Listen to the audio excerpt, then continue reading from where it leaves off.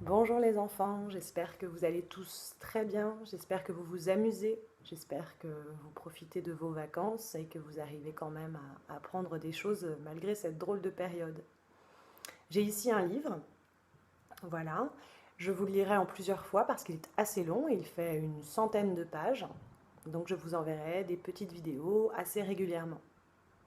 Alors c'est un livre sur les mythes grecs. Alors ce sont des histoires imaginaires avec des héros très très courageux, avec des monstres terrifiants et avec des dieux très puissants. On y découvrira des batailles et des aventures incroyables. Alors je commence la lecture, vous êtes prêts? On attrape la clé?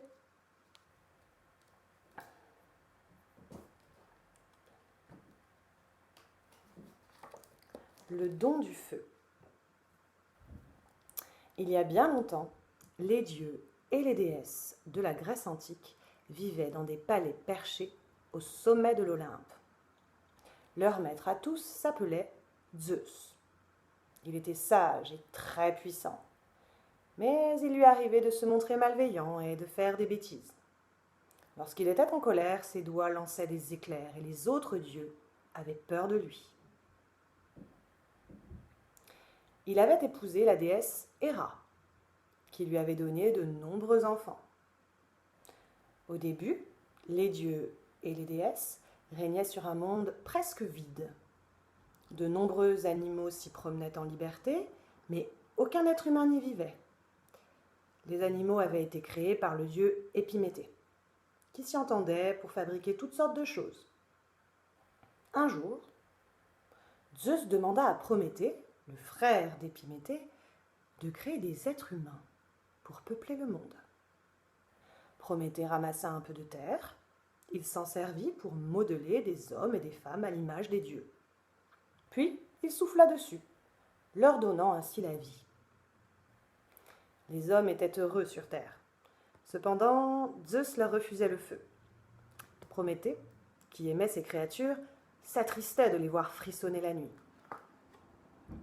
Il se rendit alors sur l'Olympe et, à la dérobée, il vola un morceau de charbon de bois brûlant dans le palais de Zeus.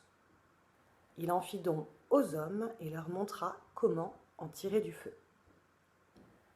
De ce jour, les hommes purent manger de la viande cuite et se réchauffer la nuit à la lumière d'un bon feu. Leur gratitude envers Prométhée serait éternelle. Mais lorsque Zeus sentit le fumet de la viande qui rôtissait, et lorsqu'il vit le feu rougeoyer dans la nuit, il devina ce qu'avait fait Prométhée. Il se mit dans une rage terrible. « Prométhée, tu as osé me désobéir, donna-t-il. Tu seras puni. » Zeus enchaîna Prométhée sur le flanc d'une énorme montagne. Chaque jour, un aigle descendait des hauteurs pour lui ronger le foie. Et chaque soir, le foie se reconstituait. Prométhée souffrait terriblement, mais il ne pouvait pas mourir car il était un dieu. Il lui faudrait rester là pendant des siècles, jusqu'à ce que Zeus lui pardonne enfin son crime. Et voilà pour la première petite histoire, les enfants. Donc je vous dis à bientôt pour la prochaine.